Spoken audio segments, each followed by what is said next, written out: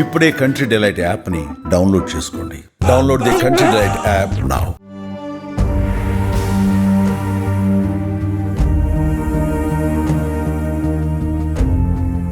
రాజస్థాన్లో ఇసుక తుఫాన్ బీభత్సం సృష్టిస్తోంది. జైసల్మేర్ సహా పలు పట్టణాలను దుమ్ము కమ్మేసింది. దీంతో విజిబిలిటీ పడిపోవడంతో ప్రజలు ఉక్కిరిబిక్కిరవుతున్నారు. మరోవైపు ఉష్ణోగ్రతలు కూడా తగ్గిపోయాయి. దుమ్ము కమ్మేయడంతో వాహనాలు ఎక్కడికక్కడా నిలిచిపోయాయి. పలు ప్రాంతాలలో విద్యుత్ సరఫరాకు అంతరాయం ఏర్పడింది. శనివారం రాత్రి ఇసుక తుఫాన్ జైసల్మేర్ ప్రాంత వాసులను ఉక్కిరిబిక్కిరి చేసింది. ఉదయం నిద్రలేచి చూసేసరికి చుట్టూ పొగ కనిపించిందని స్థానికులు తెలిపారు. బయటికి వచ్చేసరికి ఇసుక తుఫాన్ అని, ఉదయం ఉష్ణోగ్రతలు బాగా తగ్గిపోయాయని చెప్పారు. కొన్ని అడుగుల వరకు కూడా ఏమీ కనిపించలేదని అన్నారు.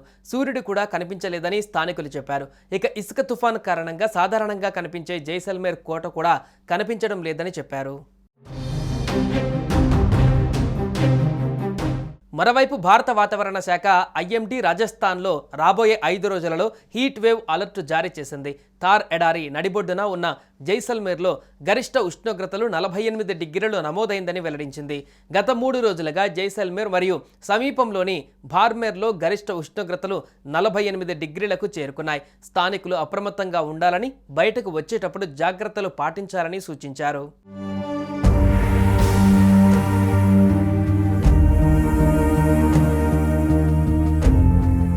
ఇక రాజస్థాన్లోని పలు జిల్లాలలో 44 నుంచి 48 డిగ్రీల సెల్సియస్ ఉష్ణోగ్రతలు నమోదవుతున్నాయని వాతావరణ శాఖ పేర్కొంది.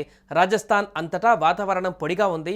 జైసల్మేర్లో అత్యధిక గరిష్ట ఉష్ణోగ్రత 48 డిగ్రీలకు తాకింది. జైపూర్, జోధ్పూర్ మరియు బికనీర్ డివిజన్లలో హీట్ వేవ్ పరిస్థితులు గమనించబడ్డాయి. 1730 IST నాటికి రాష్ట్రంలోని చాలా ప్రాంతాలలో సగటు తేమ స్థాయిలు 20 మరియు 40% మధ్య ఉన్నాయి అని ఐఎండీ తెలిపింది.